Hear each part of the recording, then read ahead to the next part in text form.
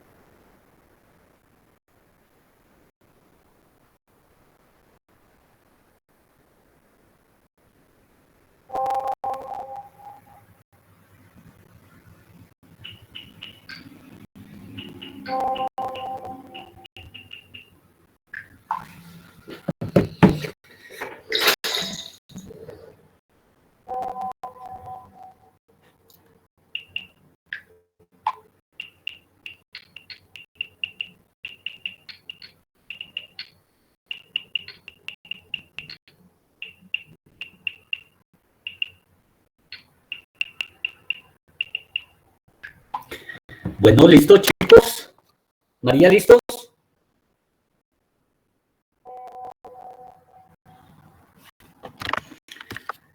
María.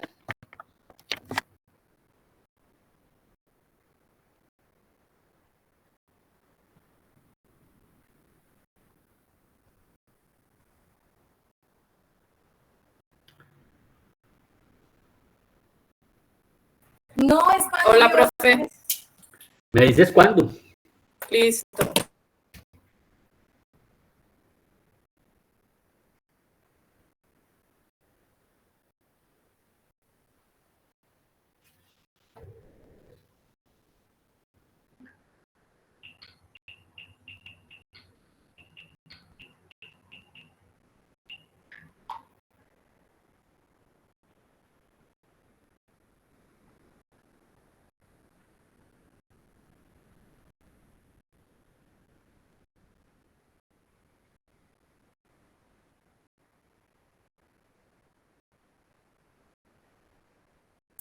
Listo, profe, ya puede empezar. Bueno.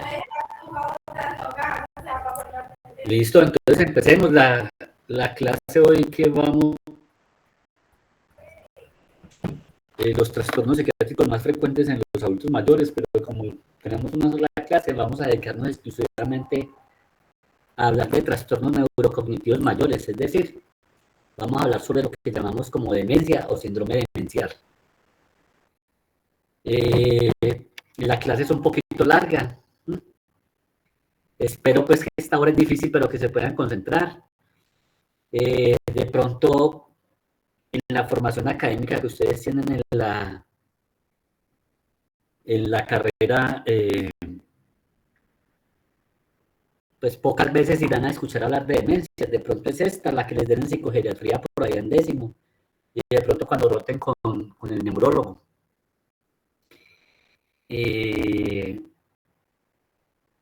Si en el momento pues, de la charla tienen preguntas, dudas, pueden ir participando. Vamos a empezar, yo creo que nos vamos a esperar hasta las 7:30 más o menos en la clase. ¿Me están escuchando todos? Profe, sí, qué pena. ¿Le puedo hacer una pregunta? De una vez, sí, claro. ¿Usted nos puede compartir las diapositivas, por favor? Las tiene María. Ah, Para compartir las diapositivas, ella ya las tiene. vale, profe. Sí, yo ahorita ya se las paso. Bueno. Dame la primera diapositiva y empecemos. Bueno, mira, vamos a empezar hablando un poco de los hitos del desarrollo psicomotor de la evolución psicomotor del niño y ahorita les digo por qué. Los niños en general, los niños recién nacidos y hasta los primeros 2-3 meses nacen con los reflejos. Y los reflejos con que nacemos los seres humanos es para poder subsistir.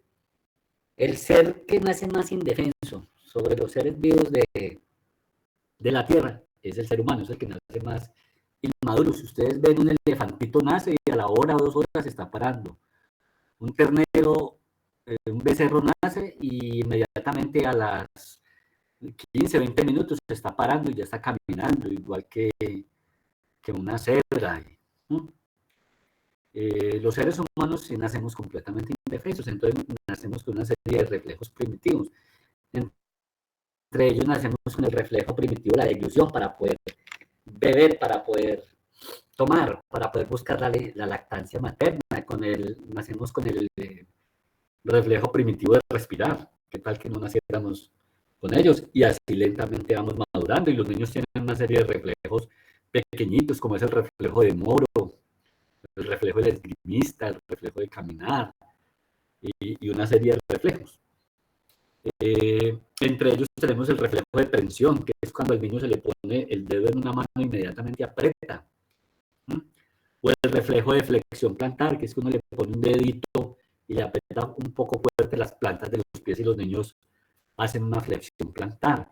O el reflejo de succión, se le pone un dedo al niño en la boca y el niño succiona. O el de búsqueda, se le frota suavemente la mejilla de uno de los dos lados y el niño va buscando el dedo, buscando cómo succionar. Son una serie de reflejos con los que nace el niño. Y de ahí en adelante pues, empezamos con una serie de evoluciones en el desarrollo psicomotor. Empezamos con una serie de destrezas. Entre ellos tenemos, por ejemplo, sostener la cabeza. Un niño empieza a sostener la cabeza entre el mes y los 2 meses. Empieza a sentarse a eso con ayuda de los 5 meses, ya solito entre 6 y 7 meses.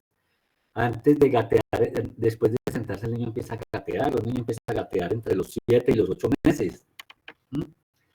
Empieza a pararse a hacer solitos, es decir, a pararse en casa prendido de una silla o de la pared a los 9 meses. Si ya un niño se para, hace estación entre los 12 y los 14 meses y empieza a caminar entre los 12 y los 14 meses. Eso se vuelve pues algo corriente entre los que vamos haciendo medicina. Y es importante saber esos hitos del desarrollo porque ustedes lo van a ver en pediatría cuando hagan los controles de crecimiento y desarrollo.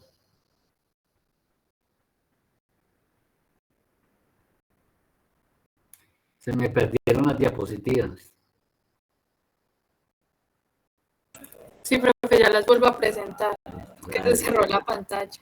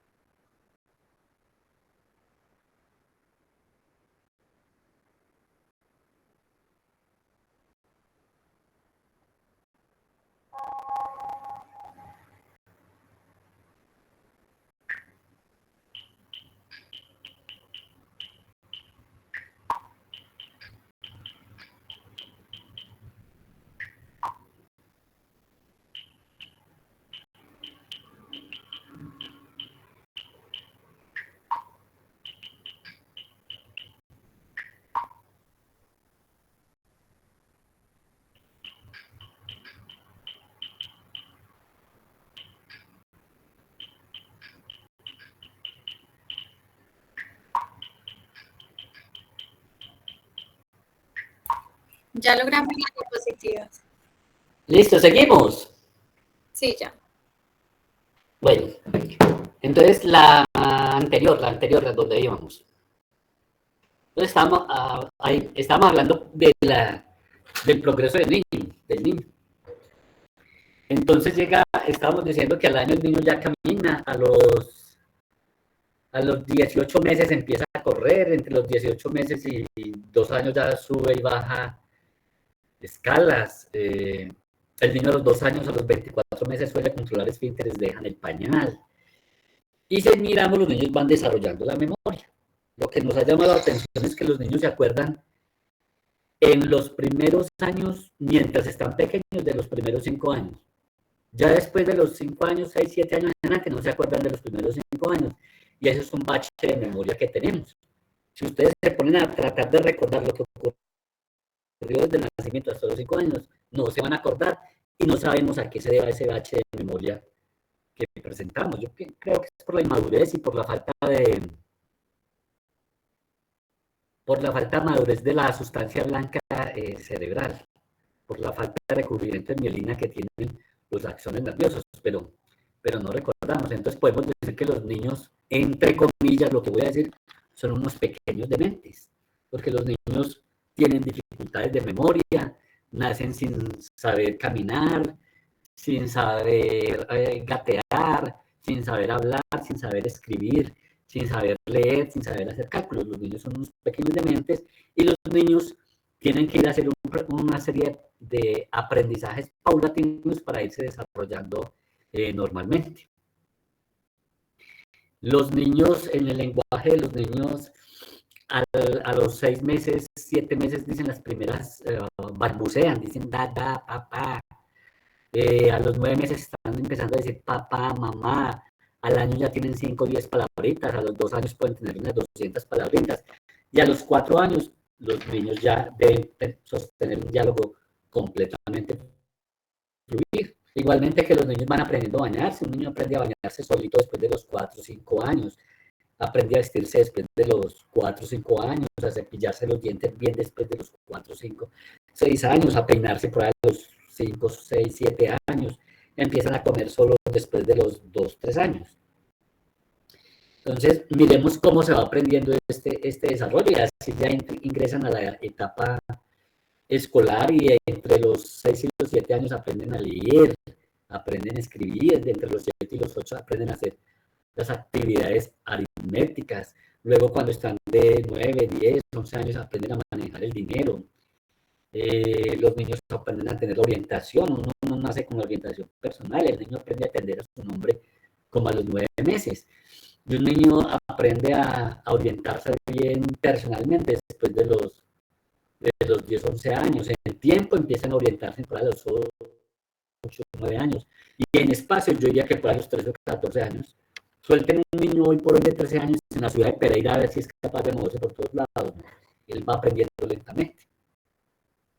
Y así sucesivamente vamos madurando. Luego se vienen las actividades instrumentales, que es la de usar instrumentos, utilizar el teléfono, el transporte, el dinero, los implementos de aseo. Y luego llegamos a las actividades avanzadas de la vida diaria, que son las de ocio, religiosas, sociales. Entonces, cuando se llega a la edad de 18 años, es que aquí en Colombia se dice que el individuo tiene madurez. Entonces, a los 18 años nos dan la cédula de ciudadanía. Cuando ustedes les dieron la cédula de ciudadanía a los 18 años, les dijeron bienvenidos a la adultez. Ustedes ya saben hacer las actividades básicas de la vida diaria, ya saben realizar las actividades instrumentales de la vida diaria, ya saben realizar las actividades avanzadas de la vida diaria, ya tienen funciones ejecutivas. Es decir, ya pueden razonar como un ser adulto y aquí está la cédula. En otros países la cédula, la mayoría de edad se obtienen a los 21 años, que yo creería que podría, pues, hay más madurez a los 21 años que a los 18 años. Entonces la cédula es bienvenido a la adultez y ya tiene el cerebro maduro, ya tiene todo el desarrollo psicomotor maduro y tiene las funciones ejecutivas bien elaboradas. Las funciones ejecutivas son 4 o 5. Las funciones ejecutivas muestran una madurez completa del lóbulo frontal. Las funciones ejecutivas son planeación, organización, secuenciación, acción y verificación. Ustedes todos los días funcionan así. Ayer domingo ustedes implícitamente iban planeando las semanas sin a veces tenerlo muy consciente. Ustedes sabían que el lunes iban a las rotaciones, que luego por la tarde o a esta hora de la noche iban a tener la clase. O sea, planean, actúan, en estos momentos están actuando en la clase, luego verifican. Es decir, son las funciones más elaboradas que tiene el ser humano. Déjalas así pequeñas y te queda más fácil, no hay problema. Entonces, cuando se obtienen estas funciones ejecutivas, se llegó a la total madurez. Entonces, hay un examen que mide las funciones cognitivas, que es el Mini-Mental Test. ¿Cuáles son las funciones cognitivas del examen mental directo? Las funciones cognitivas son estas, miren. Las funciones cognitivas son las que se aprenden, digamos, en los primeros años de vida. Las que se aprenden, no nacemos con ellas. Las aprendemos, las vamos elaborando. La orientación la aprendemos y estamos completamente orientados después de los 13 o 14 años. Primero el niño aprende a orientarse en persona, luego en lugar y por último lo que se aprende a orientar los niños, incluso los adolescentes, es en... No, primero se orientan en persona, luego en espacio y por último en tiempo. Pero habría que mirar el espacio, pues si es la casa, la ciudad o el barrio o el país, eso habría que mirar. El lenguaje nacemos sin hablar, entonces es una función cognitiva que aprendemos a hablar. A los 4 años ya está el desarrollo del lenguaje bien elaborado. El del lenguaje escrito y el de la lectura del lenguaje escrito está bien desarrollado o se empieza a desarrollar a los 6 o 7 años. Los cálculos los empezamos a desarrollar después de los 8 años y se va casi que hasta la adolescencia o la adultez. La memoria también la desarrollamos. Mire que nacemos sin memoria, no nos acordamos de los primeros 5 años y tenemos luego que recordar después de los 5 años. La gnosis, que es la capacidad de identificar los objetos a través de los órganos de los sentidos, eso lo aprendemos a reconocer un lápiz, un reloj, un cuaderno, lo vemos y luego lo aprendemos a reconocer. De niños no lo hacemos muy pequeñitos, aprendemos a identificar los sonidos por los órganos de los sentidos, aprendemos a identificar a través del tacto los diferentes objetos. Las praxias, eso también lo adquirimos. Praxias es la capacidad que tiene el ser humano de realizar movimientos elaborados, secuenciados, para obtener un objetivo. Por ejemplo, aprender a comer, aprender a coger la cuchara, llevarla al plato, llevarla a la boca y coger el alimento. Eso necesita unos movimientos organizados. O aprenderse a cepillar los dientes, escoger la crema dental, sacar la crema dental, aplicarla en el cepillo y luego llevarla a los dientes. Eso es un orden y eso lo vamos a aprender. Si ustedes miran, hay un test que se llama el Mini-Mental Test o test de Holstein, que es un test que se aplica para medir las funciones cognitivas, y ese es el testamizaje que se le aplica a los pacientes que sospechamos que están entrando en un cuadro demencial para mirar cómo están de funciones cognitivas. Ese test ustedes luego se van a familiarizar en utilizarlo, pero es un test que básicamente mide orientación, mide memoria inmediata, mide cálculo, luego mide memoria reciente y tiene luego la capacidad de mirar la expresión del lenguaje, sea el lenguaje leído, el lenguaje escrito y el lenguaje oral. Entonces, básicamente, estas son las funciones cognitivas que son las que se van deteriorando en el paciente demente. La próxima diapositiva. Bueno, una vez hecha como esta introducción del desarrollo psicomotor y de cuáles son las funciones cognitivas, así ahorita sí entremos en materia de qué es una demencia. Vamos a definir demencia o como lo llama el DSM-5, trastornos neurocognitivos. La demencia básicamente es un síndrome. ¿Qué es un síndrome? Es que es una patología que puede ser causada por múltiples etiologías. Un cuadro demencial puede ser causado por más de 50 patologías. Hay más de 50 patologías o enfermedades de base y pueden generar síntomas característicos de una demencia. Que es adquirido, sí, se adquiere con el paso de los años. Es decir, el individuo adquiere una madurez cerebral completa tiene un muy buen desarrollo de las funciones cognitivas y luego llega una edad en que esas funciones cognitivas se empiezan a perder, se empiezan a deteriorar, por eso se llama que es adquirido. ¿Que es de origen orgánico? Sí, en estos cuadros demenciales sí se puede demostrar una etiología orgánica de base que está causando los síntomas, a diferencia de las enfermedades psiquiátricas, que en las enfermedades psiquiátricas no encontramos organicidad de base para explicar los síntomas. A un paciente con demencia le podemos hacer diferentes exámenes, sea de imágenes o de laboratorio, buscando la etiología, buscando la alteración orgánica o física de base. Incluso la podemos ver a nivel microscópico, a nivel de anatomía patológica. En las enfermedades psiquiátricas como la esquizofrenia, el trastorno bipolar, los trastornos de ansiedad, el estrés postraumático, la psicosis en general, no encontramos ninguna alteración biológica, bioquímica o imagenológica. Mientras que en las demencias sí se encuentra un sustrato orgánico, anatómico, histopatológico de base. En las demencias se tiene que presentar un declinar en el funcionamiento del individuo con respecto al funcionamiento previo que tenía normal. Es decir, fue un individuo que alcanzó un desarrollo de funcionamiento normal y empieza un declinar, empieza una involución y se va yendo hacia atrás. Donde hay alteraciones de las funciones cognitivas, sí, ya dijimos cuáles, generalmente memoria, lenguaje, cálculo, las praxias y las gnosis, es decir, nos vamos yendo hacia atrás, vamos haciendo una involución. Mientras el niño va haciendo una evolución en el desarrollo psicomotor, los dementes van haciendo una involución en su desarrollo psicomotor y comienzan a perder primero las funciones más elaboradas para luego llegar hasta las más primitivas. Y como toda patología, para definirla como enfermedad mental, tiene que generar disfunción a nivel laboral, social, familiar o académico. Bueno, la próxima. Otra definición que le podemos dar a las demencias son pérdidas de capacidades intelectuales adquiridas. Sí, ya dijimos cuáles.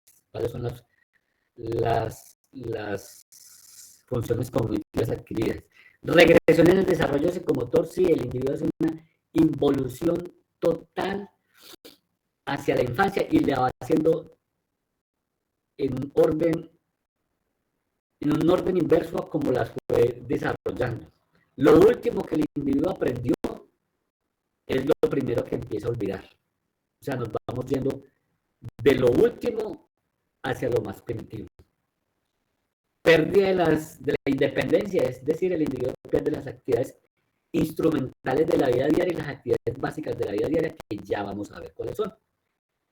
Y podemos decir en general que el demente es una persona, entre comillas, adinerada que se empobreció. Es un adinerado cognitivamente, que tuvo una riqueza cognitiva, que disfrutó de las riquezas de la cognición, pero que debido a una enfermedad de base se empieza a perderlas y se empieza a empobrecer. A diferencia de los pacientes con retraso mental, que son pacientes que nacen pobres o se empobrecen desde la niñez, no se enriquecen y no llegan a tener un desarrollo cognitivo normal.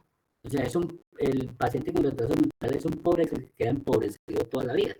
A diferencia de los pacientes con demencia, que son pacientes que se enriquecieron cognitivamente e intelectualmente y luego empiezan a perder estas capacidades y se van empobreciendo.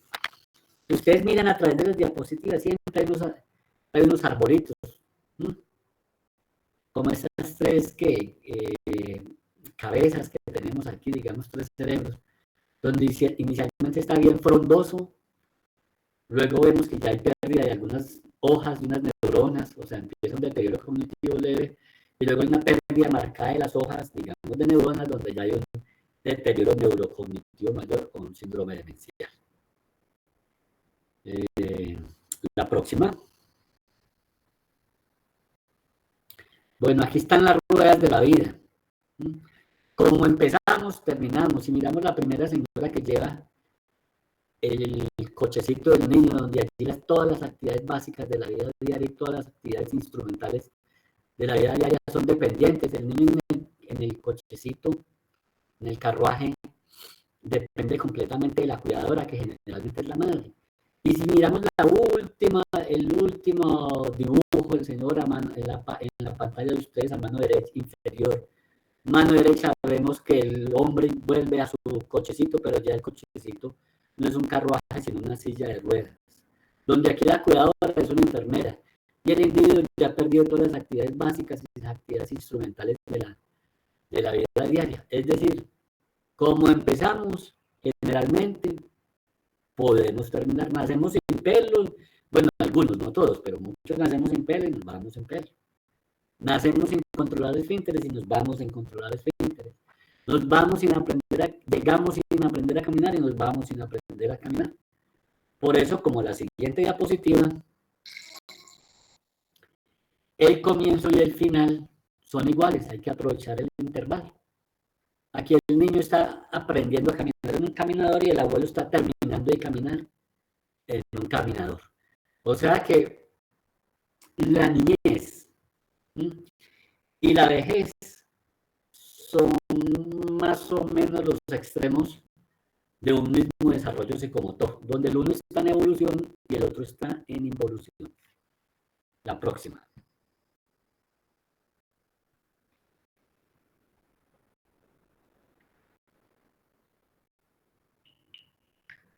Bueno, criterios diagnósticos que trae el DSM-4 para definir demencia son muy parecidos a los del DSM-5, cambian en pequeñas cositas. Aquí básicamente es que el DSM-4 lo llamaba demencias y el DSM-5 lo llama trastorno neurocognitivo mayor y trastorno neurocognitivo menor. Los criterios DSM-4 son los siguientes, bien resumidos y bien concretos y bien específicos. Uno, el paciente presenta múltiples déficits cognitivos. Sí, ¿cuáles? Amnesia, dificultades de memoria. Generalmente, dificultades de memoria reciente. El paciente empieza con olvidos de hechos recientes. Afasia son dificultades del lenguaje. El paciente va perdiendo la capacidad de expresión verbal y va teniendo la capacidad de denominar o de darle nombres a los objetos. Es lo que llamamos afasia nominal. Tercero, apraxia, es que el paciente va olvidando los movimientos secuenciales que tiene que hacer para lograr una meta o un propósito, como el ejemplo que les di de cepillarse o de comer. Agnosia es que van perdiendo la capacidad de identificar los objetos a través de los órganos de los sentidos. De los más frecuentes que vemos de agnosia es la agnosia visual en los pacientes, que es que el paciente pierde la capacidad de reconocer los objetos a través de la visión. Una de ellas es las caras de los familiares. Entonces los pacientes ven a los familiares, pero no los reconocen. Ellos ven la imagen visualmente, pero no son capaces de reconocerla. Eso se llama una agnosia visual. Y cuando dejan de reconocer los rostros de los familiares, eso se llama prosopoagnosia. Algunos dirán prosopoagnosia o agamés, y es que no reconocen los rostros de los familiares. Si ustedes ven a la abuela que no reconocen el rostro de los hijos, no saben quiénes son. Y definitivamente estas pérdidas, estos déficits cognitivos, de estos dominios cognitivos, llevan a una alteración de las funciones ejecutivas de la planeación, la organización, la secuenciación, la acción y la verificación. El otro criterio, declinar. Hay una merma con relación al funcionamiento previo total. Se demuestra, el paciente es la señora, la abuela, ama de casa, que prepara muy bien los alimentos y ya no es capaz de preparar bien los alimentos, ya no es capaz de preparar bien el sancocho, los frijoles, olvida echarles la sal o por en vez de sal les va echando azúcar. Bueno, van declinando. Las demencias se caracterizan porque el inicio es gradual. Esto se va instalando en meses, incluso en años, y se va instalando de manera continua y progresiva. Una demencia no se instaura en una semana. Eso se instaura a través del tiempo. Y esto porque es importante para hacer un diagnóstico diferencial con el delirium o estado confusional agudo, donde el delirium es una patología que se instala en 24, 48 a 72 horas. Es de rápida progresión y generalmente hay una alteración de la atención y de la conciencia del paciente. El paciente pasa por somnolencia, obnubilación, estupor, volver a la alerta, mientras que el paciente con demencia no suele tener alteraciones de la conciencia. En la demencia se instaura lenta y progresivamente a través de los meses y los años, mientras que el delirio se instaura en horas, 48 a 72 horas. Y como criterio es que esta patología produzca disfunción social, familiar y laboral. La próxima diapositiva. Bueno, aquí para hacerles un recorderis de cuáles son las actividades básicas de la vida diaria y cuáles son las actividades instrumentales. Las actividades básicas de la vida diaria son las que aprendemos en los primeros 5 o 6 años de vida, como es bañarnos, vestirnos, comer, arreglarnos, usar el baño, hacer micción y deposición en la taza del sanitario y caminar y subir y bajar escalas. Eso se consideran las actividades básicas de la vida diaria, que son las que aprende el niño generalmente en los primeros 5 o 6 años de vida. Pero que un paciente demente empieza a perderlas lenta y paulatinamente. La próxima. Las actividades instrumentales de la vida diaria que se suelen aprender ya después de los 6, 7 años en adelante son aquellas que necesitan instrumentos, entre ellas tenemos el uso del teléfono, el hacer compras, es decir, manejar el dinero, instrumentos en la cocina, cómo preparar los alimentos, cómo usar las ollas, los sartenes, los utensilios de cocina, el aseo del hogar, cómo utilizar los instrumentos para el aseo, cómo utilizar trapeadora, escoba, la lavandería, aprender cómo se lava la ropa, el transporte se considera una actividad instrumental de la vida diaria, el utilizar la medicación y el uso de las finanzas, esas son actividades instrumentales de la vida diaria. Y la próxima, tenemos actividades avanzadas de la vida diaria. En este cuadrito pues podemos ver las actividades básicas, las actividades instrumentales y las actividades avanzadas. Entre las actividades avanzadas se suelen ir dando en la adolescencia. A ver, las actividades básicas se desarrollan en los primeros 6, 7 años de vida. Las instrumentales se van desarrollando entre los 6 años y los 12, 13, 14 años de vida. Y las actividades avanzadas se empiezan a obtener en la adolescencia hasta entrar en la adultez. Las actividades avanzadas es el uso del ocio y el tiempo libre. Las actividades religiosas se consideran avanzadas. La socialización con demás individuos, con los amigos, el organizar programas, paseos.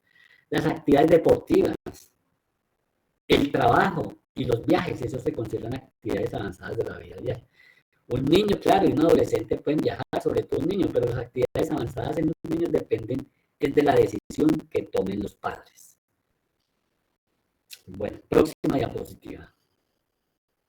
Bueno, dame la anterior, no, la anterior. La anterior, María, la anterior diapositiva. En estas actividades de la vida diaria, mira, los pacientes con demencia las van perdiendo así. Primero van perdiendo las actividades avanzadas, luego pierden las actividades instrumentales y por último pierden las actividades básicas de la vida diaria. Es decir, el niño empieza el desarrollo desde las actividades básicas hasta las actividades avanzadas. Las actividades avanzadas son lo último que se aprende. Y el paciente demente va perdiendo primero lo último que se aprendió. Va perdiendo primero las actividades avanzadas, luego las actividades instrumentales y por último las actividades básicas de la vida diaria. La próxima.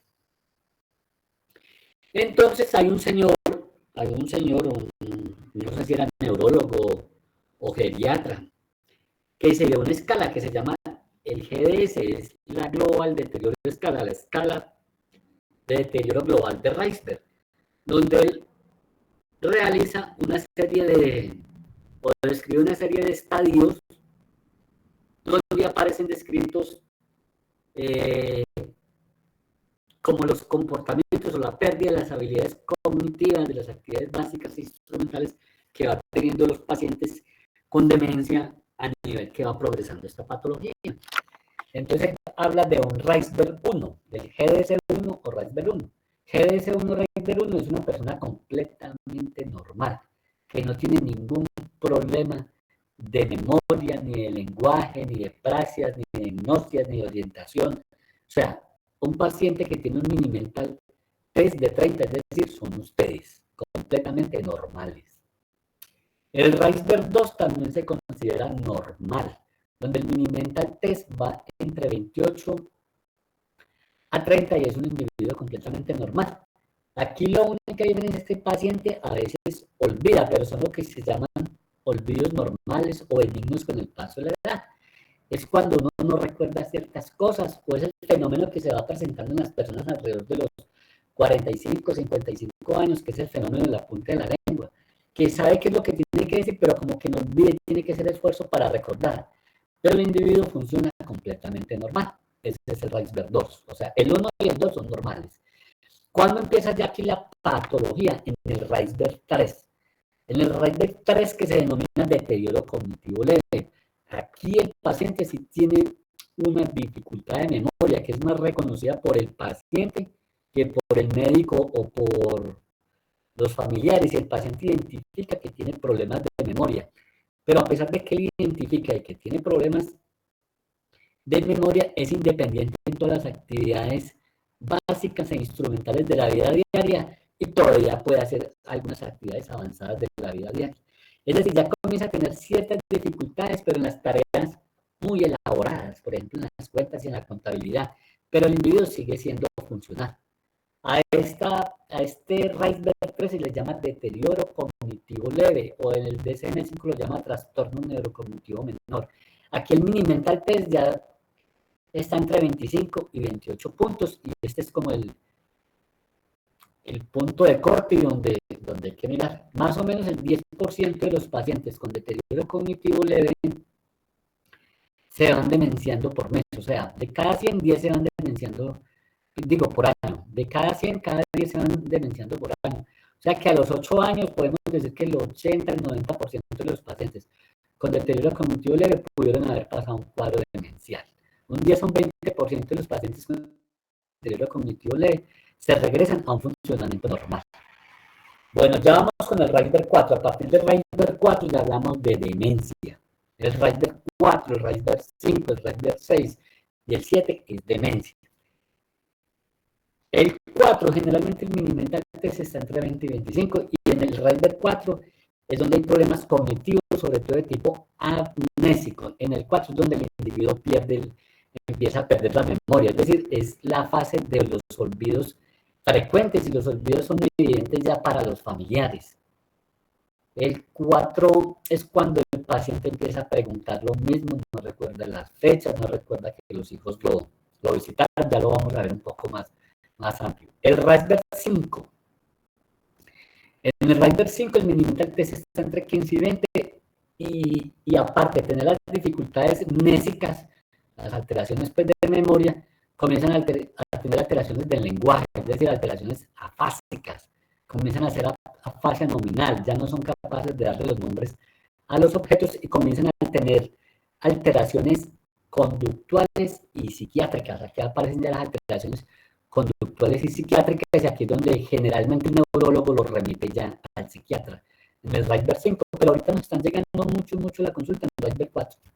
Entre Reisberg 4 y Reisberg 5 nos llegan. Cuando llegan al Reisberg 4 es porque el paciente ya está demente, ya no es mucho lo que hay que hacer. Reisberg 6 es cuando el paciente ya comienza a tener alteraciones de las actividades básicas de la vida diaria, es decir, empiezan a volverse dependientes, ya necesitan asistencia para el baño, para el vestido, para la alimentación, comienzan a perder el control de esfínteres, comienzan a usar pañales, ya los tienen que empezar a asistir en la alimentación, o sea, dependencia porque van perdiendo las actividades básicas de la vida diaria. Y en el Raspberry 7 es cuando el paciente prácticamente llega a un estado de postración, pierde la capacidad de caminar, pierde la capacidad de estar sentado, ya permanece acostado en cama, ya lo tienen que asistir en la alimentación y ya le tienen que dar muchas veces tetero y llegar a la sonda nasogástrica. Eso pues en términos generales. Entonces vamos a hablar un poquito de los síntomas de acuerdo a esta escala de Raspberry. Esto es común para todos los pacientes con demencia. Ellos van haciendo una involución, pero de acuerdo al tipo de demencia, unos la van haciendo más lenta, otros la van haciendo más rápida. La demencia de instauración más lenta es la demencia Alzheimer. Esa es la que se va instaurando más lentamente. Las otras se instauran un poquito más rápido. Y hay unas que se instauran en 6 meses, como es la de la demencia de cuerpos de priones. Entonces, la próxima diapositiva. Bueno, aquí es un resumen del Raspberry. Miremos el 1, que es completamente normal, y cómo se va hacia atrás y hacia abajo. Una involución continua hasta llegar al Raspberry 7, donde el GDS1, Raspberry 1 es normal, el 2 es normal, el 3 es el deterioro cognitivo leve, y a partir del 4, 5 y 6 y 7 son cuadros ya de demencia instalada, donde el 4 puede ser una demencia leve, el 5 una demencia moderada, el 6 una demencia grave y el 7 una demencia severa. Más o menos, pues, haciendo un resumen de lo que acabamos de describir. Estadios de la demencia. Raspberry 1 ya se los describí, son individuos completamente normales, que no tienen ningún problema de memoria, que tienen un desempeño completamente normal. Hablemos en estos casos de nuestros familiares, en estos casos ustedes que sus padres deben de estar por ahí de que de unos 50 años, pensaría yo, que pueden estar en un Raspberry 1, o sea, son individuos completamente normales. Pero así sean normales, algunos de ellos pueden estar ya teniendo la histopatología de una demencia, es decir, se está instaurando la fisiopatología de la demencia, pero el individuo es completamente asintomático. A este estadio se llama presintomático preclínico. ¿Cómo saber? Ya sería a nivel investigativo, con biomarcadores en la sangre o en líquido cefalorraquídeo o a través de neuroimágenes. A través de neuroimágenes es que el individuo hace un examen especial con un marcador especial que se llama el marcador de Pittsburgh. Le ponen como una especie de medio de contraste que se pega a los depósitos beta amiloides en el caso del Alzheimer y se le hace una tomografía por emisión de positrones. Muchos individuos que están completamente normales se les puede identificar la acumulación de depósitos beta amiloides en el cerebro. Y ese marcador predice en un 99% que el individuo va a llegar a ser una demencia. Lo que pasa es que en la práctica no lo hacemos porque en Colombia no se hace, porque es costoso, porque es a nivel investigativo.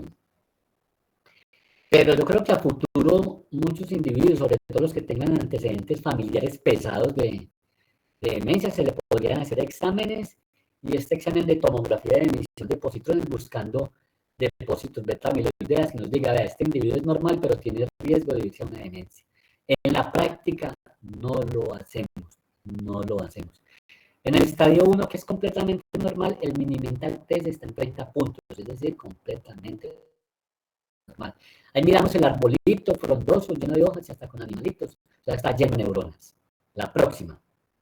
Raspberry 2. Lo que llamamos los olvidos normales, que se presentan en individuos entre los 45 y los 55 años, que empiezan a olvidar un poco, pero eso no les genera ningún tipo de disfuncionalidad. O de pronto olvidan y a cuestión de 1 o 5 minutos recuerdan lo que habían olvidado y siguen funcionando normal. Pues es el fenómeno de la punta de la lengua, que se les pregunta algo y saben qué es lo que tienen que responder, pero se demoran un poco más para responder. Y en estos individuos, el mini-mental está entre 28 y 30 puntos, es completamente normal. Es decir, un mini-mental de 28 a 30 es completamente normal. Y las actividades básicas de la vida diaria, las instrumentales, son completamente normales. Próxima diapositiva. Raspberry 3, ya les dije que es el Raspberry 3, es el deterioro cognitivo leve. Es aquel individuo que ya identifica que tiene problemas de memoria. El individuo sabe que tiene dificultades de memoria, pero a pesar de estas dificultades de memoria, es funcional en cuanto a las actividades básicas y a las actividades instrumentales de la vida diaria. Es decir, es un individuo con problemas de memoria, pero que todavía no está demente. Pero hay que irlo vigilando porque el 10% de estos pacientes, el 10% anual, puede ir desarrollando un cuadro de demencia. En este caso, el Mini-Mental Test ya está entre 25 y 28. Y si uno identifica estos pacientes en deterioro cognitivo leve, este sería el punto ideal para empezar a dar medicamentos, para empezar a dar inhibidores de la acetilcolinesterasa, unos medicamentos que se utilizan en demencia Alzheimer, que son la galantamina, la rivastigmina y el donepezil. Aquí se podrían empezar a utilizar. Ya un Mini-Mental por debajo de 28 es patológico. Entre 25 y 28 denomina el deterioro cognitivo leve. Bueno, el próximo. Esto más o menos sería lo que podemos decir en diabetes está prediabético. Sí, el deterioro cognitivo leve equivaldría como el prediabético. Bueno, el estadio 4 o el Reisberg 4 en demencias. Aquí ya el paciente de verdad está demente. Aquí ya el Mini-Mental Test, si le hacemos un Mini-Mental a un paciente, ya está entre 20 y 25. O sea, ya está demente. Este es el momento en que generalmente los llevan a consulta, sean al psiquiatra, al neurólogo o al médico general. Entonces aquí cuando los llevan a la consulta ya es muy evidente el problema de memoria para el médico. Ya uno lo identifica en la consulta que el paciente tiene dificultades de memoria. Las hijas o las nueras que generalmente llevan al paciente a la consulta dicen que es que, mire, doctor, es que deja los fogones encendidos, olvida cerrar los grifos de las llaves, deja el agua abierta, olvida apagar el fogón, deja las llaves pegadas de la puerta, deja quemar los alimentos, eso el arroz siempre queda quemado, las arepas se le queman, pierde las llaves del carro, aquí ya hay algún problema grave. Doctor, es que mire, ya no le echa sal a los alimentos, ya no es capaz de, ya confunde la sal con el azúcar. El individuo aquí permanece desorientado en tiempo, entonces está preguntando continuamente las fechas, qué día es hoy, en qué mes estamos, en qué año estamos, y lo puede preguntar 5 y 10 veces en el día.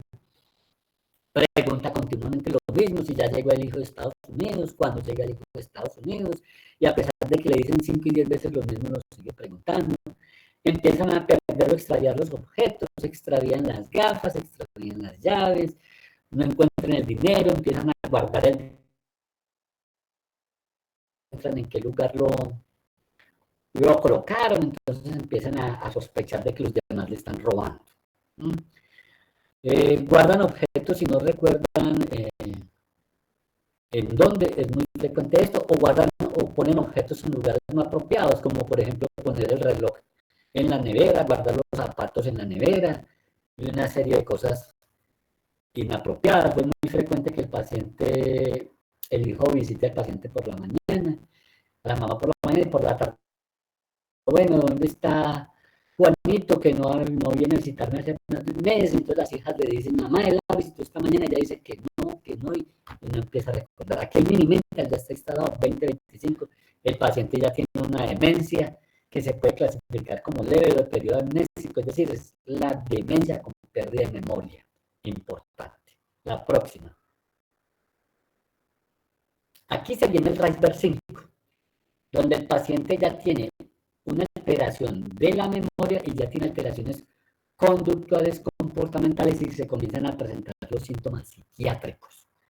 Ya en este Reisberg 5, además de que el paciente está desorientado en tiempo, ya se desorienta en espacio. Ya se empieza a perder en el interior de su casa o en el barrio. Generalmente empiezan a perderse en el barrio y ya no logran llegar a su casa. Se empiezan a desorientar en personas, ya empiezan a olvidar el número de la cédula, empiezan a olvidar la fecha de nacimiento. Se extravían en el barrio, ya les comenté, empiezan a presentar problemas del lenguaje, ya van perdiendo la capacidad de expresión verbal, van perdiendo la capacidad de expresar los sustantivos, luego los conectores, por último los verbos. No son capaces de darle una denominación con nombre a los objetos, lo que llamamos afasia nominal. Comienzan a tener prosopagnosia, es decir, a no reconocer a los familiares a través de los rostros, confunden los familiares, ya empiezan a caminar de un lugar para otro, lo que lo llamamos vagabundear, comienzan a contar y a repetir las historias frecuentemente, a veces repiten una historia y tienen vacíos cuando cuentan la historia, a veces llenan esos vacíos de memoria con invenciones, que es lo que llamamos confabulaciones. Comienzan a vivir el pasado como si fuera el presente. Sí, esto es muy frecuente que llegue el paciente, porque es la señora de 80 años que está en su casa en la que ha vivido los últimos 30 años y comienza a decirle a las hijas que las lleven para la casa, para su verdadera casa. Las hijas le dicen, mamá, pero usted está en la casa en la que ya ha vivido 30 años. Ellas dicen que no, que está buscando la verdadera casa. Y la casa que están buscando es la casa donde crecieron cuando niños. Es decir, la casa se crecieron con sus hermanos, con el papá y la mamá.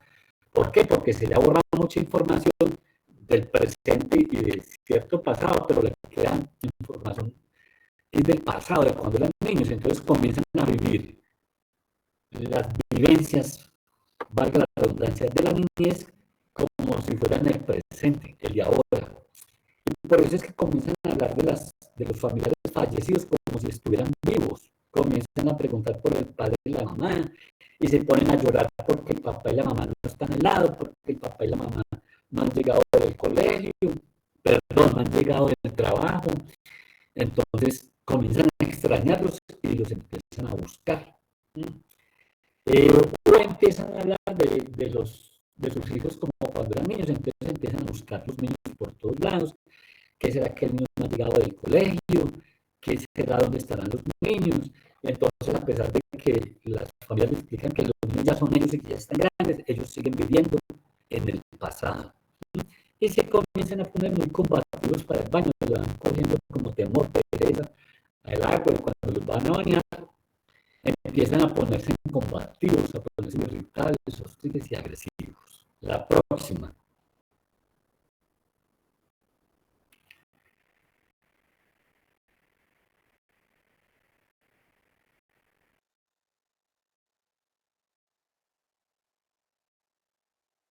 Pacientes que se ponen a ver un programa de televisión, por decir algo, les sale un león y un tigre y sienten miedo, como si tuvieran el león y el tigre al lado y que se lo fueran a comer. O es la paciente que está en su cuarto y no se cambia la ropa porque esa gente de la televisión que ellos dicen que la están viendo, que la están espiando, que miren esas personas ahí. O sea, ya no son capaces de discernir entre la realidad y la imaginación, entre la realidad y la televisión, o a veces ven, por decir algo, una escena o algo en la televisión y creen que se está viviendo ahí en su cuarto. Ya los pacientes se paran en el espejo y se miran al espejo y no se reconocen, porque tienen agnosia visual y ya no reconocen su propia rostro, su propia faz, su propia cara. E incluso es frecuente ver a los abuelos, sobre todo a las abuelas, conversando con el espejo. Y los niños le preguntan, abuela, ¿qué hace ahí conversando con el espejo? Y dijo, no, estoy hablando con esa señora que está ahí al frente. Ya van teniendo esas dificultades. Comienzan a presentar unos síntomas, algo que le llaman el síndrome del impostor o de Capgras. En algunos libros aparecen escritos como el delirio del impostor. ¿Qué es esto? Que ellos ven a los conocidos, pero no lo reconocen como tal. Y dicen que es que otra persona está reemplazando a su hijo o a su familiar por otro que se hace pasar por otro y que pesar. A ver, me explico. Yo tuve una tía que llamo yo que tenía Alzheimer y tenía el hijo menor y el hijo menor vivía con ella. Entonces ella me decía, mire a ese muchacho, mire tan parecido y es igualito a Julián, pero ese no es Julián, ese es un impostor que llegó y se está haciendo pasar por Julián, pero ese no es Julián. Eso lo ve uno frecuentemente en los pacientes con demencia, sobre todo en la demencia Alzheimer, donde más se ve esto, el Capgras o síndrome del impostor. El otro es el síndrome de Diógenes.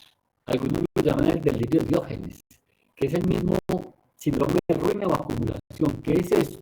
Que el paciente demente cree que se va a quedar pobre, arruinado, que no va a tener con qué vivir. Entonces empieza a guardar todos los objetos, los alimentos, los vestidos, las toallas, las va guardando y las va acumulando porque en algún momento se puede quedar pobre. Y estas son las abuelas que el día de la madre les dan una cantidad de regalos, les dan que toallas, pijamas, ropas, vestidos. Antiguamente les daban cortes, que los tales cortes de telas para hacer ropa. Bueno, y eso después no lo encuentran nada. Cuando en algún momento alguien descubre que la mamá tiene un cajón lleno de leche, les van a mirar y en ese cajón tienen acumulado todas estas cosas que les dieron y empiezan también a acumular. ¿Por qué? Porque ellos creen que se van a quedar pobres y arruinados. A estos los que llaman el síndrome de Diógenes. Porque Diógenes era un señor que en Grecia andaba con una velita buscando la verdad y a él le importaba sino el conocimiento. Y no se preocupaba por bañarse ni por vestirse. Vivía como un harapiento, pero un harapiento sabio. Un harapiento sabio. Entonces de ahí viene esto del síndrome de Diógenes. Otro síndrome que aparece en los abuelos es delirio. Algunos lo llaman delirio celotípico. Otros dicen que simplemente ya no tiene el sustrato de funcionamiento mental para debilitar y más que delirios son malinterpretaciones de la realidad, que yo lo veo más así, que es el delirio o los síntomas celotípicos o de Otelo. ¿Cuál es esta? Que el abuelito y la abuelita se vuelven supremamente celosos con su pareja. Entonces, los abuelitos que tienen 85 años y es el abuelito de 85 años celando a la viejita de 85 años, que porque tiene un amante, que porque ya le va a llegar la otra persona. Y el viejito llega a la casa y lo primero que hace es buscar debajo de las camas el supuesto amante de la abuelita. Y esto se vuelve peligroso, movimiento, y como ellos ya tienen agnosia visual, ya no reconocen a los familiares a través de los órganos de los sentidos, a través de la vista. Entonces ve al nieto allá y dice, vea, aquí está con el amante. Claro, aquí está y comienza a cerrarlo. Y yo tuve un caso de un paciente abuelo que con este síntoma celotípico interpretó que el nieto era el amante de la abuelita y cuando estaba dormido lo cogía machetazos y le pegó 9 machetazos cuando estaba dormido. ¿Cuál de todos mejor pegado? Incluso con uno de ellos le amputó una mano. En medio de un cuadro celotípico en un cuadro demencial. Bueno, es frecuente que ellos también presenten síntomas persecutorios o malinterpretaciones de que les han robado. ¿Por qué? Porque el paciente coge el dinero, ellos se vuelven muy celosos, muy reservados con el dinero, entonces cogen el dinero, lo guardan y luego no lo encuentran. Claro, la explicación más fácil y más sencilla y más lógica es, me la robaron, me están robando a quien llega por todo el mundo vigilándola a que no les vaya a robar. Algunos le llaman a esto como el síndrome del pato, porque comienzan detrás de toda persona que llegue a mirar que no les vaya a coger sus objetos o que se les vaya a llevar la leche. Y se van volviendo en esta fase muy tacaños. Si alguien llega, no les dan un vaso con agua, no les dan una taza con agua pañera y un vaso con leche. ¿Por qué? Porque ellos creen que se están arruinando y que si les dan un vaso con leche se van a quedar sin alimentos. Está haciendo parte del síndrome de Diógenes. En esta etapa se vuelven irritables, hostiles, agredidos a que se pierdan. Entonces ellos comienzan por las ventanas a gritar, auxilio, auxilio. Me tienen secuestrado, no me dejan salir, y eso se vuelve una algarabía en la casa, llega la policía, entonces como los policías no saben, le digo a los hijos que demuestren que no lo están maltratando, y bueno, eso se vuelve un galimatías en esas casas con estos abuelos. Los hombres se vuelven muy agresivos, golpean, muchos le echan candado, doble llave a la puerta para que el abuelo no se salga y no se extraiga en puerta, el portón principal de la casa con una pala, con un regatón. Eso se vuelve de muy difícil manejo. Ya en este estadio de demencia de Rayber 5, ya el nivel está entre 15 y 20. La próxima. Ya el Rayber 6, en el Rayber 6 ya hay una pérdida de las actividades básicas de la vida diaria. Ya en el Rayber 6 se caracteriza caracteriza porque el paciente pierde la capacidad o ya necesita supervisión y asistencia en el baño, en el vestido, ya pierde el control del esfínter urinario, luego el control del esfínter fecal, ya empiezan a utilizar pañal, ya los alimentos en boca se chorrea por todos lados, ya hay que colocarle como a los niños los baberos, o ya tienen que empezar a cucharear los alimentos, o sea, ya aquí está en el desarrollo psicomotor de un niño de menos de 2 años, de 3 años, 2 años más o menos, en el Rydberg 6, y comienzan a tener muchos problemas del sueño, ya no duermen en el día y en la noche la pasan despiertos, se altera todo el sueño de la familia y toda la dinámica familiar. Aquí en rendimiento entre 10 y 15.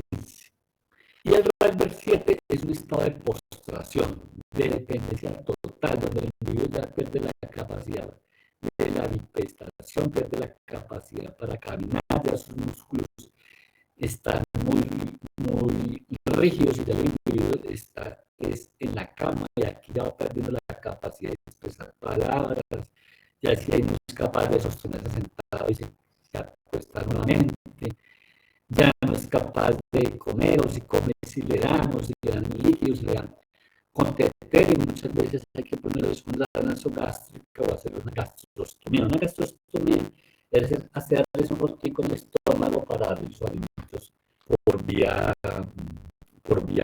enteral. Sí, ya que son niños de menos de qué, si no son capaces de estar sentados, son niños de menos de 6 meses.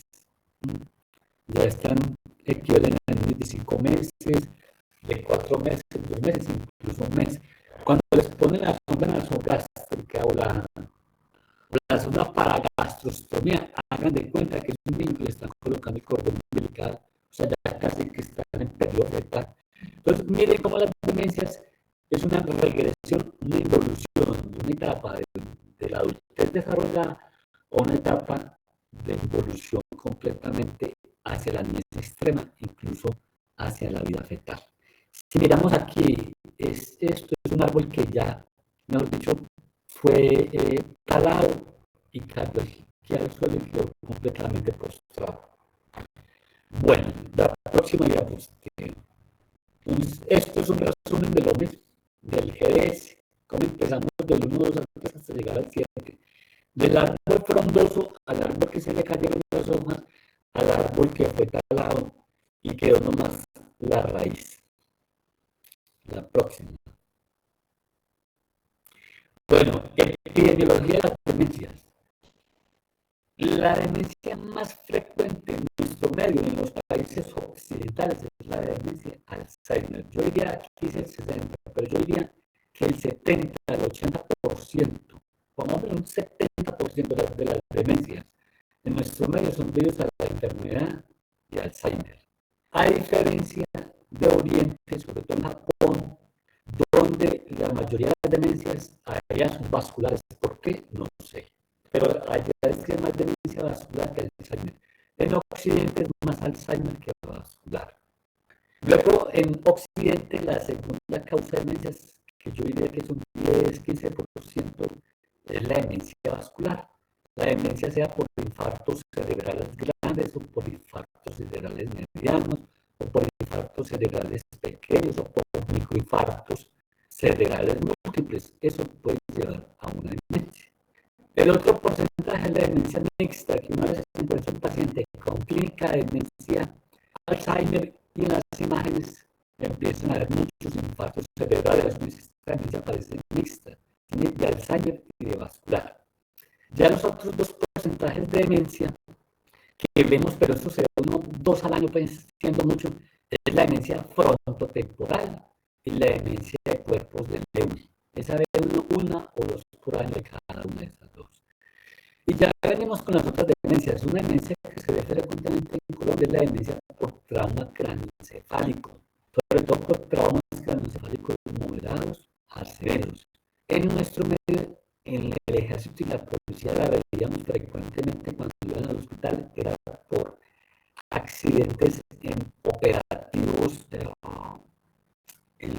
en áreas de orden público de la selva, que se caían y se roban precipicios y se golpeaban y tenían traumas craneoencefálicos y después de eso quedaban dementes.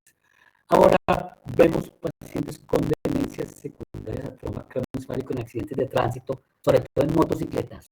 Vemos mucha demencia en personas de 24, 26, 28 años después de traumas craneoencefálicos severos.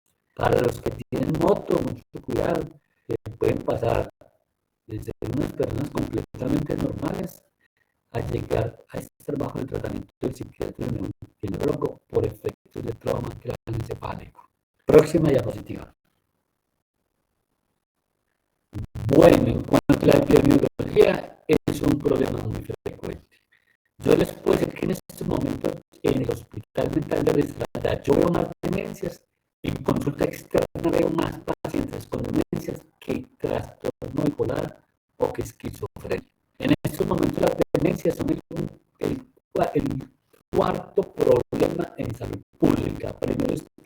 Algunos dicen que primero están las enfermedades cardiovasculares, las cerebrovasculares, el cáncer y luego las demencias. Algunos dicen que primero es el cáncer, luego las cardiovasculares, luego los cerebrovasculares y luego las demencias. Pero las demencias cada vez las estamos viendo más frecuentes. Cuando yo estudié medicina no se hablaba de demencias. Incluso yo pedí que la medicina interna de Cecil. Y cuando yo miro ese libro de demencias no aparece media página. De eso no se hablaba. Eso se empezó a hablar fuertemente después de los 90. Se empezó a hablar en los 80, en los 90 algo, y se comenzó a hablar fuertemente a finales de los 90, 98, 2000. Y ahorita estamos viendo muchas demencias. Se dice que a nivel mundial hoy por hoy hay unos 50 millones de personas con demencia. Y para el 2030 se esperan unos 82 millones. Y para el 2050 unos 152 millones. En Colombia, a fecha de hoy, yo creo que podemos estar alrededor de los 400.000 pacientes con demencia. O sea que es algo bien, pero bien frecuente. Y a ustedes les va a tocar ver muchos pacientes con demencia. Próxima. Las demencias es una patología que tiene un crecimiento exponencial y casi que la prevalencia se va duplicando cada 5 años. Algunos dicen en esta tablita aquí, pues siendo muy exagerados en la prevalencia, siendo exagerados, que entre los 65 y los 70 años, del 2 al 5% de las personas pueden cursar con demencia. Entre los 70 a los 75 años, el 10%. De los 75 a los 80 años, del 15 al 20%. De los 80 al 85, 40, 50. Y de los 85 más años, un 50% o más. Algunas tablas son más conservadoras y le ponen a mitad. Dicen que de 65 a 70 el 2%, de 70 a 75 el 5%, de 75 al 80 el 10%, de 85 de 80 a 80.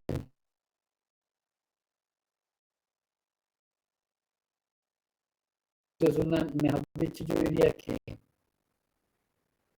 en los países desarrollados, por ejemplo en España, este es un gran problema de salud pública y por eso es que hay tantas residencias de ancianos.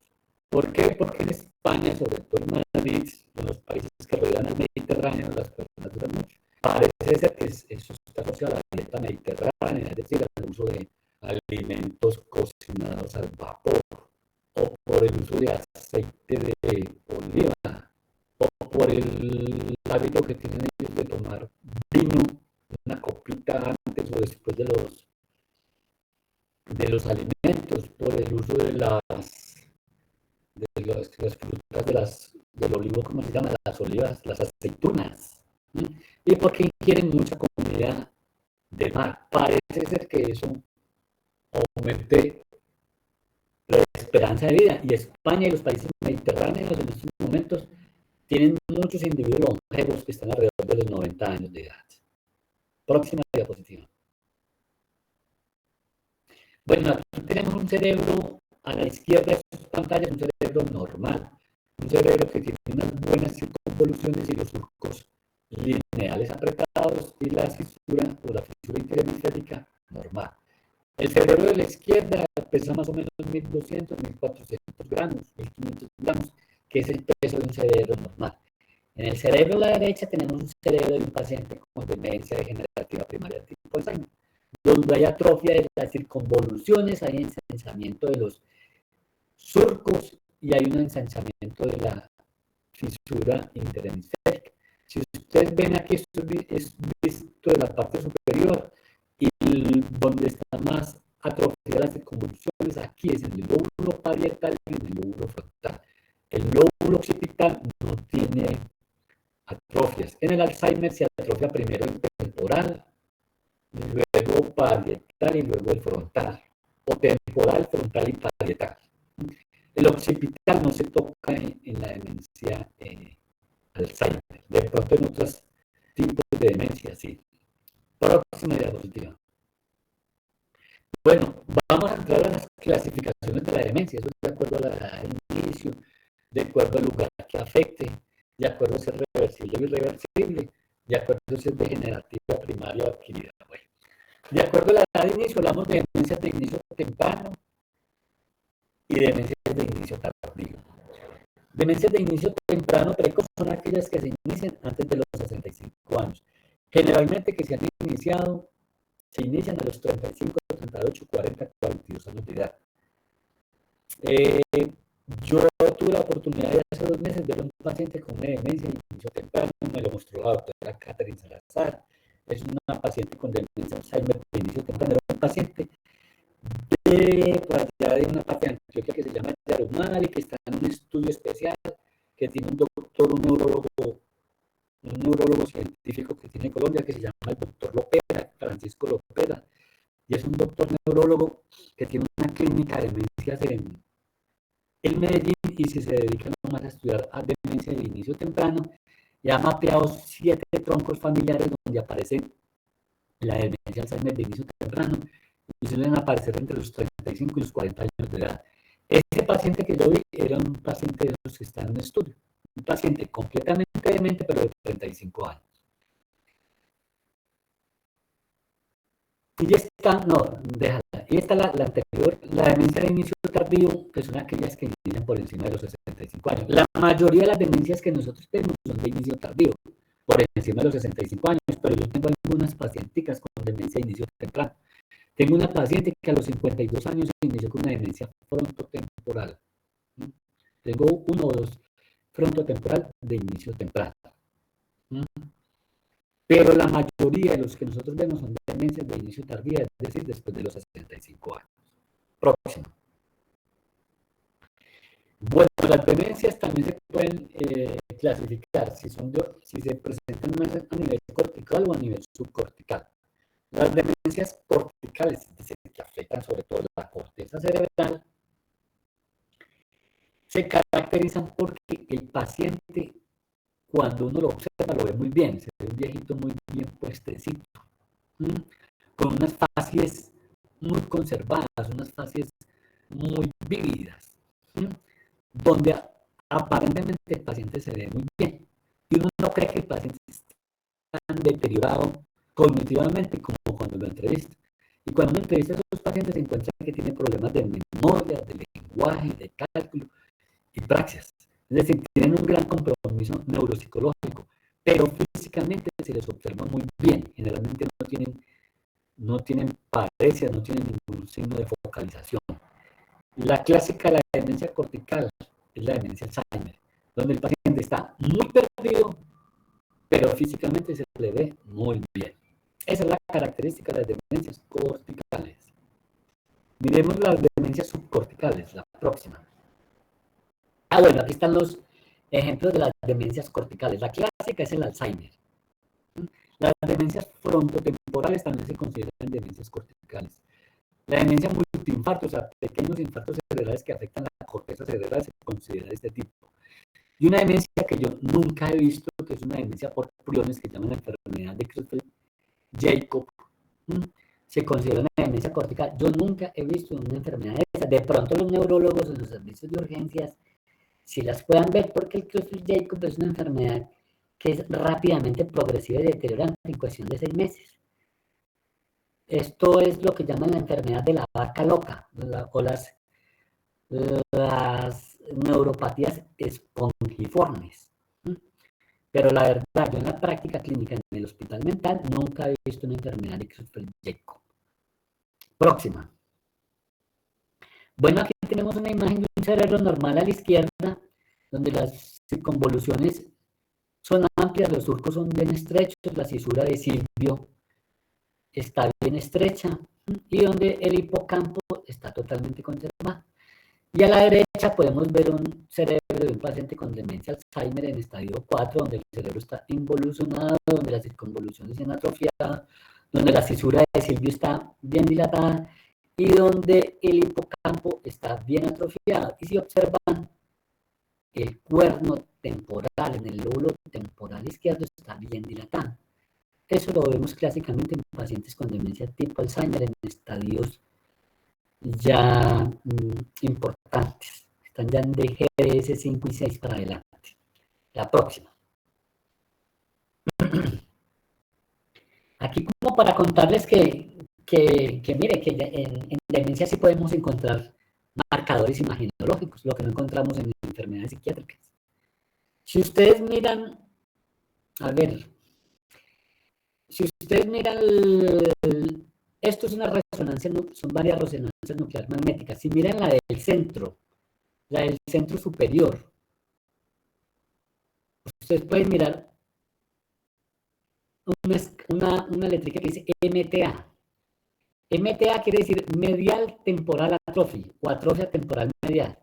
La demencia Alzheimer se manifiesta sobre todo con atrofia de las estructuras temporales mediales o mesiales. Y esta escala visual, MTA, o también se llama de Chiltens, clasifica esta atrofia de 0 a 4. 0, ustedes pueden mirar ahí, 0, no hay atrofia ni del hipocampo, ni dilatación del cuerno temporal, ni la fisura coroidea. Pues no tengo, yo no sé si yo moviendo el marcador ustedes ven aquí, yo no creo. Bueno. Metámonos a la izquierda, en la imagen de la izquierda, que dice MTA 0, 1, 2, 3, 4, de arriba a abajo. Aquí es una foto básicamente del lóbulo de un lóbulo temporal. Si ustedes miran la 0, no hay atrofia del hipocampo. Si miran la 1, ya hacen, no, es que tendrían que ver el cursor mío para yo señalarles aquí cuál es el hipocampo. En el MTA1 ya hay una atrofia del hipocampo, en el 2 hay una atrofia del hipocampo marcada y ya se empieza a ver el cuerno temporal dilatado. En el 3 hay una atrofia del hipocampo y el cuerno o el asta temporal más dilatada. Y en el 4 hay una atrofia completa del hipocampo con el cuerno temporal bien dilatado y se comienza a ver una fisura hipocámpica. Ustedes pueden mirar ahí las diferentes resonancias, cómo el cerebro se va atrofiando lentamente de un estadio 0 a un estadio 4. Al menos pues para demostrarles que uno ya con la neuroimagen se puede guiar para decir si aquí hay un daño. Bueno, la próxima diapositiva. Bueno, no, esto era para hablarles de otra escala, pero no. Bueno, la próxima. Bueno, entonces ya hablamos de las demencias corticales. Hay otras que son las demencias subcorticales. Como su nombre lo indica, son demencias o patologías que afectan principalmente la región subcortical, es decir, los núcleos de la base. Estas se caracterizan porque el paciente en su porte se ve más deteriorado cognitivamente de lo que realmente está. Llegan esos abuelitos y uno dice, este está re demente. Pero cuando uno los entrevista, el deterioro cognitivo no es tan intenso como en los otros pacientes. Y paradójicamente estos pacientes se ven más enfermos, se ven más deteriorados, la mímica facial se observa más asimétrica porque pueden tener parecidas faciales, pueden tener dificultades para hablar, pueden tener temblor, rigidez y mayor lentificación motora. ¿Por qué? Porque están afectados los núcleos de la base que coordinan la parte motora o de los movimientos. Esas son las características de las demencias subcorticales. El paciente aparenta estar más demente de lo que realmente está. La próxima.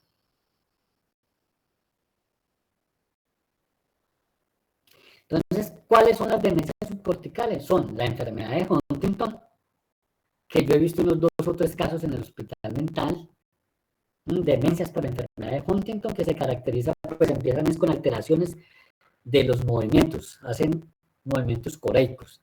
La enfermedad de Wilson, que nunca la he visto, que es la degeneración hepatolenticular, que es por depósito de cobre en los núcleos de la base y da una sintomatología característica, entre ellas incluida la demencia.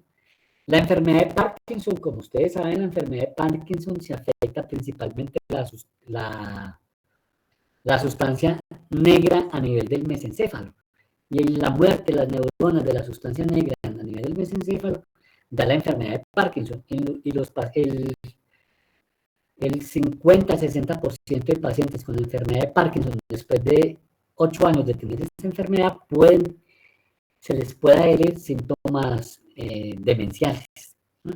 Y la demencia talámica, que generalmente se presenta por un infarto vascular pequeño en uno de los tálamos y suele manifestarse estos infartos talámicos con un cuadro demencial importante. La próxima. Bueno, esas anteriores era si era cortical o subcortical. Ya tenemos las demencias degenerativas primarias. ¿Cuáles son las demencias degenerativas? Las demencias degenerativas son la enfermedad de Alzheimer, la enfermedad de Pick, la demencia de cuerpos de Lewy, la enfermedad de Huntington y la enfermedad de Parkinson. Es decir, son enfermedades neurodegenerativas, progresivas, deteriorantes, que generalmente son irreversibles y no tienen ningún tratamiento curativo, digámoslo así. O sea, una vez se diagnosticó, uno sabe que estas enfermedades van a ir progresando lentamente hasta que llevan al paciente a la muerte por otras complicaciones. Hay demencias degenerativas por enfermedades desmielinizantes, así como las esclerosis múltiples.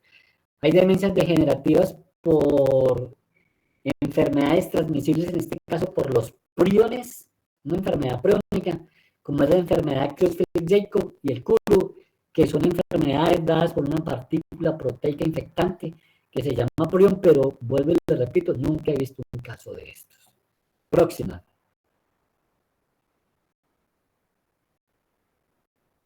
Hay otro tipo de demencias que son las demencias vasculares. Tenemos la demencia multiinfarto por múltiples infartos pequeños a nivel de la corteza cerebral.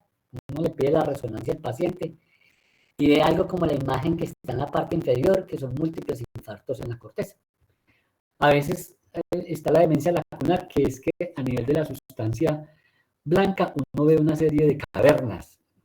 Una serie de cavernas que tienen un diámetro entre 0,5 centímetros y entre 0,5 centímetros y 1 centímetro, una serie de cavernas que son dados por infartos y el paciente llega completamente demente, y además de estar demente llega con hemiparesias, con Babinski, con parálisis espástica. Bueno. La demencia por infarto local es un paciente que tiene un infarto específico en un área, y es un área importante del cerebro y llegan completamente dementes. Es muy frecuente los pacientes que hacen infarto de la arteria cerebral media izquierda, se les obstruye esa arteria cerebral media izquierda y se les va a medio cerebro.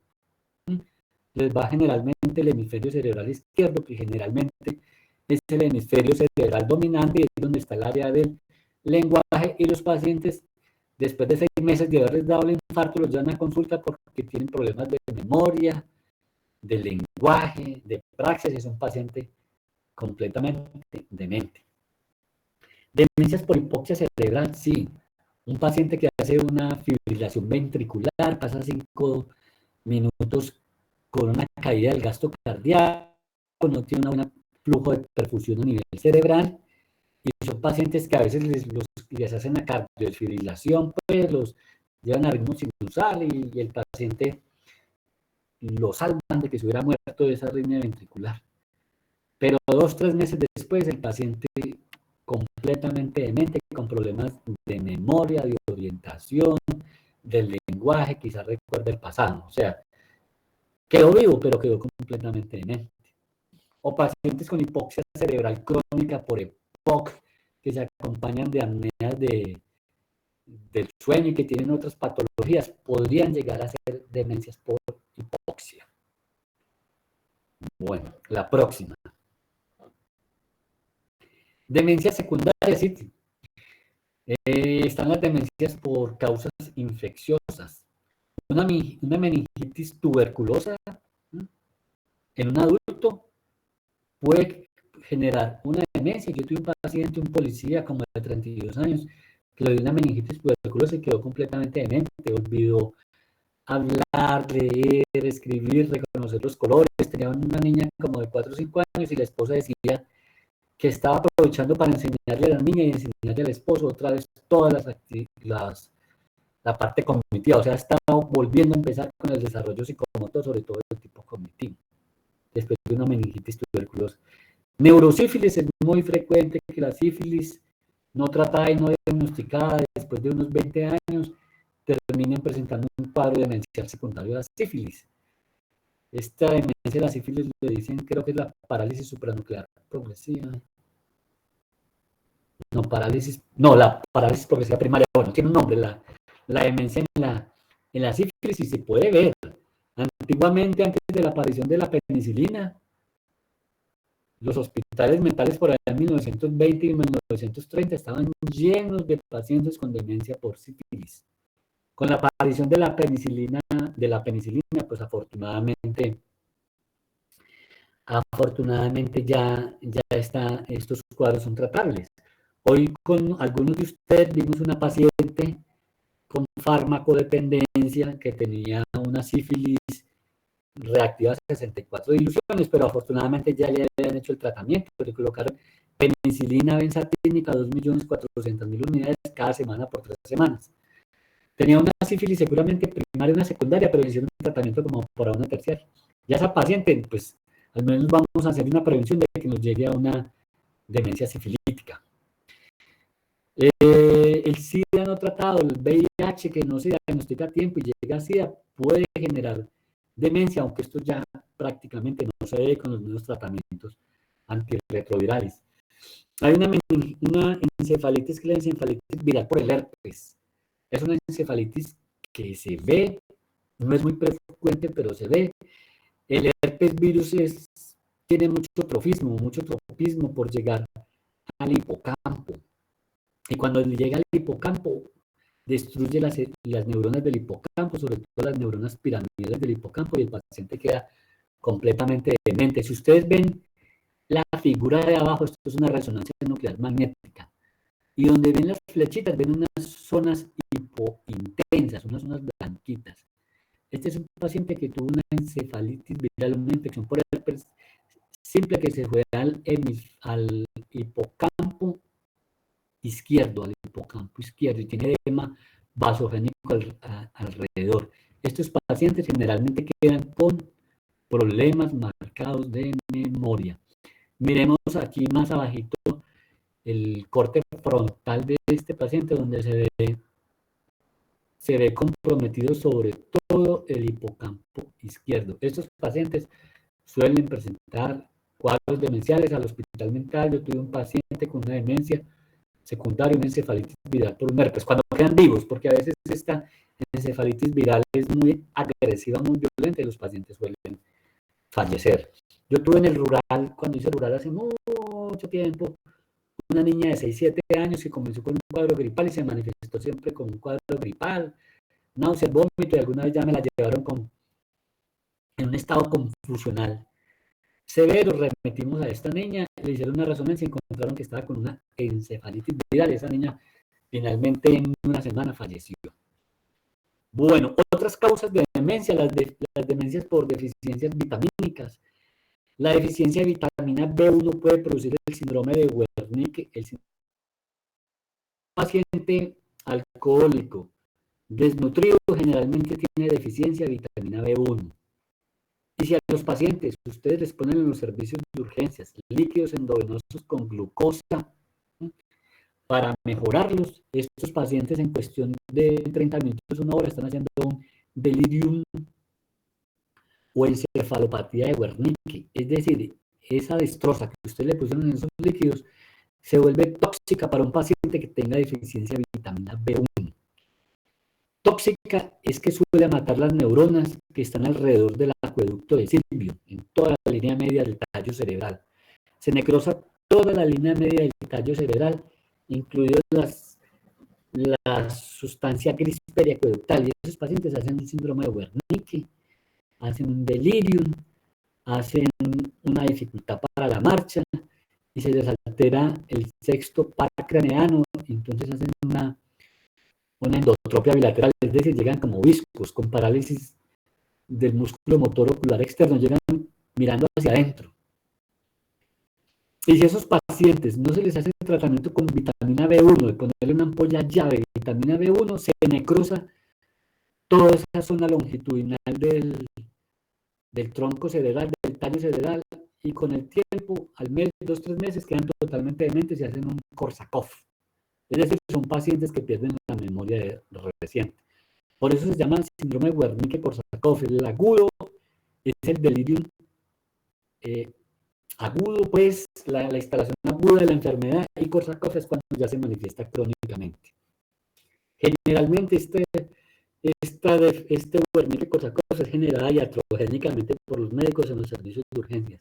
Cuando les llega un paciente alcohólico desnutrido, que por buena acción van y le colocan destrozas sin vitamina B1, y por hacer bien hacen mal. Toda buena acción tiene su castigo. Llegó el alcohólico con Wernicke y luego con Korsakoff. Mucho cuidado a los pacientes que les va a llegar alcohólicos a los servicios de urgencias de colocarles sus soluciones dextrosadas sin haberles colocado previamente vitamina B1, porque ustedes los pueden volver dementes. Bueno, se fue Yosara. Hay demencias por vitamina B6, que es la pelagra, que es la enfermedad de las 3D, demencia, dermatitis y diarrea. Eso ya casi no se ve.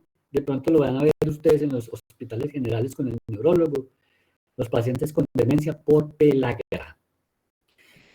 La deficiencia de ácido fólico, que es la vitamina B9, también puede producir cuadros demenciales. Por eso es que cuando a uno le llega un paciente con demencia, uno pide generalmente pide vitamina B12 y vitamina B9. Uno pide niveles séricos de ácido fólico para tratar de mirar que esa demencia no sea producida por ese déficit, o pide vitamina B12, que es la cianocobalamina. La vitamina B12, que también puede producir demencia. Realmente yo no he llegado a ver demencias por déficits vitamínicos en el hospital mental. Eso lo van a ver ustedes sobre todo con el neurólogo o con el geriatra en los hospitales generales, las demencias por déficits vitamínicos. Yo sí tuve un paciente con Wernicke-Korsakoff, pero fue un alcohólico que le pasó eso, que llegó a un servicio de urgencias y le colocaron dextrosal 5, dextrosal 10 en agua destilada en solución salina y terminó haciendo Wernicke-Korsakoff. Próxima diapositiva. Bueno, demencias secundarias también, enfermedades metabólicas. Ya no se ve casi, pero antiguamente se veía mucho las demencias por hipotiroidismo. Pacientes con hipotiroidismo crónico severo, no corregido, que hacían mixedema, llegaban completamente dementes. Ya hoy por hoy, la verdad, yo no he llegado a ver una demencia por hipotiroidismo. Hipoglicemia recurrente, sí, pueden producir demencia, y tuve una paciente así, una paciente con una demencia debido a que tuvo una diabetes mellitus de muy difícil manejo, le colocaban insulina y estaba con tratamientos vía oral, y había un medicamento que se utilizaba antiguamente que se llamaba el euglucón, que era una ¿qué? ¿Cuál es el nombre genérico del euglucón? Eso lo utilizamos mucho cuando éramos médicos generales en mi época. Se llamaba se me escapan estos momentos.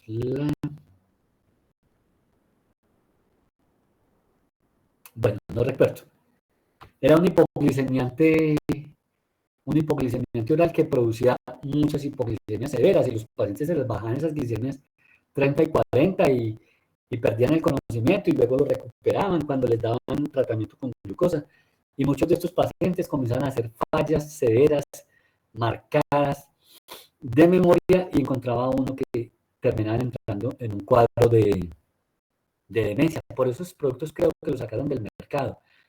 Cuando ustedes les hablan de hipoglicemiantes, les hablan de los más antiguos, la primera clase, ¿las qué? Las sulfonilúreas. Las sulfonilurias pueden producir hipoglicemias severas y los individuos entrar en unos cuadros de demencia. Muchos pacientes con insuficiencia renal crónica, que son hipertensos, que son diabéticos, terminan haciendo un cuadro demencial. Y básicamente no es solamente por la insuficiencia renal, sino que es generalmente una demencia por varias etiologías. Yo he visto esos pacientes en falla renal crónica, hipertensos, diabéticos, y a veces con EPOC que llegan dementes al hospital mental, pero generalmente es de origen multicausal. Antiguamente hablaban de la demencia por diálisis, pacientes en falla renal crónica, y se creía que esa demencia era por la diálisis, pero nada tiene que ver, es más por la falla renal crónica, la hipertensión, la diabetes y por múltiples factores. Bueno, hay una demencia de medicamentos, y esto sí hay que tener mucho cuidado. Uno se encuentra mucho abuelo que se lo llaman demente, y eso es el abuelo que lleva consumiendo crónicamente benzodiazepinas, o estos medicamentos que hay ahora que se llaman los Z, el solpidem, el saleplon, la sopiclona. A veces el uso crónico de estos medicamentos los mete en cuadro demencial. Y en ocasiones uno retira esos benzodiazepínicos, esos medicamentos Z, y se encuentra, y el paciente se los lleva a control 1 o 2 meses, y encuentra uno que están mejorando completamente de la memoria, y dicen, caramba, aquí lo que había era un cuadro parecido a una demencia por el uso de ansiolíticos hipnóticos. Incluso el uso de antidepresivos tricíclicos en los viejos puede dar un cuadro parecido a una demencia. El uso en general de medicamentos con efectos anticolinérgicos en los viejos puede dar un cuadro similar al de una demencia. Yo tuve una paciente que le estábamos dando litio, pero no tenía así un cuadro claro de intoxicación por litio, pero sí tenía mucho problema de memoria. Le suspendimos el litio y le mejoró la memoria. O sea, muchos medicamentos pueden simular una demencia, y con eso hay que tener mucho cuidado.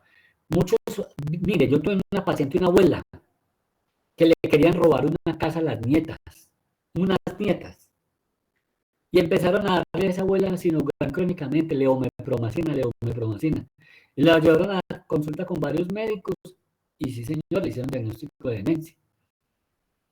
Me llamaron a mí a evaluar esta abuela, me puse a hacer la historia clínica detallada, y nos encontramos que era que le estaban dando mucha leomepromacina, le suspendimos esa leomepromacina, y las funciones cognitivas de esta paciente se normalizaron completamente. O sea, tener un cuadro, pues, entre comillas, de una demencia reversible debido al uso de medicamentos. Próxima diapositiva. Demencias secundarias, a tener en cuenta, importantísimo, secundarias a trauma cráneoencefálico. Ya les dije, los accidentes en motocicleta que están generando traumas cráneoencefálicos moderados y severos y están llevando a demencias. En Cartago vi mucha demencia secundaria a trauma cráneoencefálico. El hematoma subdural. Recuerden que viejo apendejado, hematoma subdural asegurado. Todo paciente con deterioro cognitivo hay que descartar primero que no tenga un hematoma subdural. ¿Por qué? Porque el hematoma subdural es una patología que diagnosticada precozmente se puede tratar quirúrgicamente y el paciente volverá a tener un funcionamiento cognitivo completamente normal. Por eso a los pacientes con demencia les pedimos imágenes. Yo generalmente les pido la resonancia nuclear magnética cerebral, buscando que el paciente no vaya a tener un hematoma subdural que pueda ser susceptible de mejorar quirúrgicamente. Hay otras demencias que le llaman, le pueden llamar la demencia pugilística, que son demencias debido a trauma pequeño craneano crónico y repetitivo, y esos pacientes pueden llegar a desarrollar una demencia. El caso más sonado que ustedes se dieron cuenta, creo que ustedes se dieron cuenta de pronto, fue un boxeador a nivel mundial de los pesos pesados, que fue campeón de los campeones, que se llama Mohamed Ali Cassius Clay. Este paciente, cuando llegó a sus 50, 55 años, empezó a hacer un cuadro de parkinsonismo y se asoció un deterioro cognitivo. Este paciente murió hace como 6 años. Mohamed Ali murió hace como 6 años en un cuadro de una demencia por los múltiples golpes y traumas repetitivos en su profesión de boxeador. También se ha descrito esta misma demencia o deterioro cognitivo por trauma craneoencefálico repetitivo en los jugadores de fútbol americano. Y por ahí una película, que no me acuerdo el nombre, de un neuropatólogo que llega de Argelia, africano, que llega a trabajar a un pequeño hospital creo que es en Pensilvania, en Filadelfia, en Estados Unidos, y comienza a observar cómo muchos pacientes de mentes jóvenes mueren, y él se dedica a hacerle necropsias al cerebro de esos pacientes, y encuentra que muchos de esos pacientes tenían en común que tenían múltiples hemorragias por trauma crónico, y encontró que eso era debido a los golpes que sufrieron crónicamente en fútbol americano, y él empezó a hacer esas publicaciones, y se metió en un problema legal con la Liga de Estados Unidos de Fútbol